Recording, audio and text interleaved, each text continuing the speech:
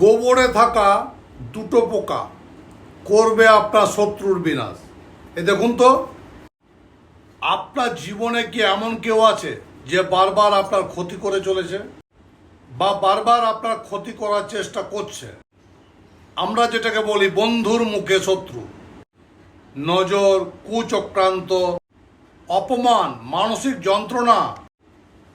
আমি আজকে আপনাদেরকে বলবো এমন শক্তিশালী একটা উপায় যেটা করলে শত্রু নিজেই আপনার পথ থেকে দূরে সরে যাবে। আসলে শত্রু যখন শত্রুতা করে তার লক্ষণগুলো কি দাঁড়ায় জানেন?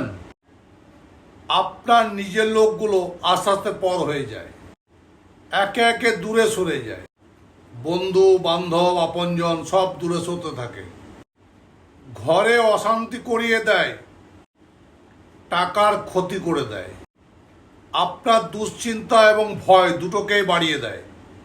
এর পিছনে থাকে শত্রুর শত্রুতা, আসলে শত্রুর কুপ্রভাব। দেখুন, কিছু মানুষ সামনে ভালোবাসা দেখালেও পিছনে কিন্তু আপনার ক্ষতি করার চেষ্টা করে। তন্ত্রশাস্ত্রে একে বলা হয় গুপ্ত শত্রু। আর এই শত্রুর হাত থেকে চিরতরে পরিত্রাণ পাবেন কি করে, সেই নিয়ে আজকে ভিডিও। তবে তার আগে বলবো, যারা আমার চ্যানেলটিতে নতুন তাদেরকে বলছি অবশ্যই চ্যানেলটি সাবস্ক্রাইব করে নেবেন, পাশে থেকে বেল আইকনটিকে প্রেস করে অল নোটিফিকেশনটি অন করে রাখবেন। তো বন্ধুরা, জীবন মানে তো সমস্যা মানে সমাধানের রাস্তা নিশ্চয়ই আছে। শত্রু হোক বা বিদ্যা, কর্ম হোক বা ব্যবসা, প্রেম হোক, ভালোবাসা হোক, দূরে যদি সরে গেছে, বিদ্বেষণ চাইছে, যে কোনো রকম কাজের জন্য, যে কোনো রকম সমস্যায় যদি পড়েছেন আপনি, তাহলে অবশ্যই দেরি না করে আমার সঙ্গে কনসাল্ট করুন। আমি থাকছি আগামী 28/5/2026 পূর্ব বর্ধমান চেম্বারে, 29/5/2026 আমাকে পাচ্ছেন সোদপুর চেম্বারে, 30/5/2026 আমাকে পাচ্ছেন বেহালা চেম্বারে, 31/5/2026 আমি থাকবো পূর্ব মেদিনীপুর মেচেদা চেম্বারে। আপনি যদি মনে করছেন আমার সামনাসামনি এসে আমার সঙ্গে কনসাল্ট করবেন, তাহলে আসুন, দেরি না করে এই মুহূর্তে বুকিং করুন বুকিং নাম্বারগুলোতে।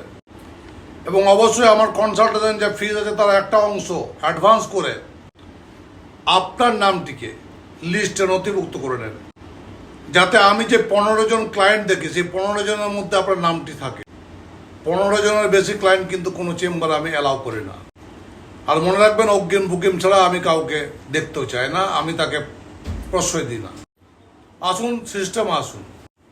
আর যদি দূরে রয়েছেন, ভাবছেন আমার সঙ্গে কনসাল্ট করবেন, তাহলে দেরি না করে অনলাইন বুকিং করে ফেলুন এবং অনলাইনে কথা বলুন। অনলাইনেও আমি কাজ করে থাকি, দূরে দূরের মানুষ, দেশ বিদেশের মানুষ আমার কাছে কাজ করে এবং এখন পর্যন্ত সব ভালো আছে।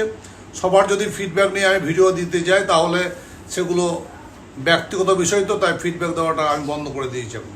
কারণ পার্সোনাল জিনিস, পার্সোনাল ছবি, সেগুলোকে দিয়ে আমি আর লিস্টটাকে বাড়াতে চাই না। তো বন্ধুরা, আপনারা নিশ্চয়ই এটা দেখেছেন, গ্রামের মানুষ বেশি দেখবেন, যেখানে গোবর পড়ে থাকে সেই গোবরের মধ্যে দুটো পোকা থাকে দেখবেন, যেটা ওই একটা গোল করে একটা জিনিসকে ঠেলতে ঠেলতে নিয়ে যায়, গোল করে একটা জিনিসকে ঠেলতে ঠেলতে নিয়ে যায় তার গন্তব্যস্থলে, তার জায়গায়। নিশ্চয়ই দেখেছেন তো। তো সেই গোবরের মধ্যে থাকা ভোমরের মতন পোকাটা, দুটো হোক বা একটা হোক, দুটো পোকা হোক বা একটা পোকা, যখন মঙ্গলবার দিন যখন দেখবেন সে ঠেলে ঠেলে জিনিসটাকে নিয়ে যাচ্ছে, সেই সময়টাতে আপনি একটা লাল কাপড় নিয়ে সেই পোকা একটা থাক বা দুটো থাক তাদের উপরে কাপড়টিকে ফেলবেন এবং পোকাগুলোকে তুলে নেবেন, যাতে পোকাগুলি মরে না যায়। এবং সেই লাল কাপড়ে তাদেরকে পুটলি পাকিয়ে শত্রুর বাড়ির চারিদিকে গিয়ে এক পাক ঘুরে আবার সেই পুটলিটিকে নিয়ে যেখান থেকে আপনি পোকাটাকে নিয়েছিলেন সেই জায়গায় এসে পোকাটিকে খুলে ফেলে দেবেন, পুটলির থেকে ওকে আবার আলাদা করে দেবেন।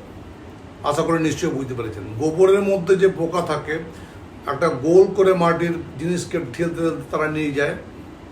যদি দুটোকে পান একসঙ্গে দুটোকে ধরবেন, যদি একটাকে পান একটাকে দেবেন, লাল কাপড় তার উপর ফেলে দেবেন, সে সেখানে দাঁড়িয়ে যাবে। তাকে মারা নয়, মারতে আমি বলছি না। সে দুটোকে কাপড়ের মধ্যে নিয়ে কাপড়টিকে পুটলি পাকিয়ে শত্রুর বাড়ির চারিদিকে এক পাক ঘুরে আপনি আবার এসে সেই গোবরের কাছে এসে এই পোকা দুটিকে খুলে ফেলে দেবেন, কাপড়টিকে জলে ফেলে দেবেন।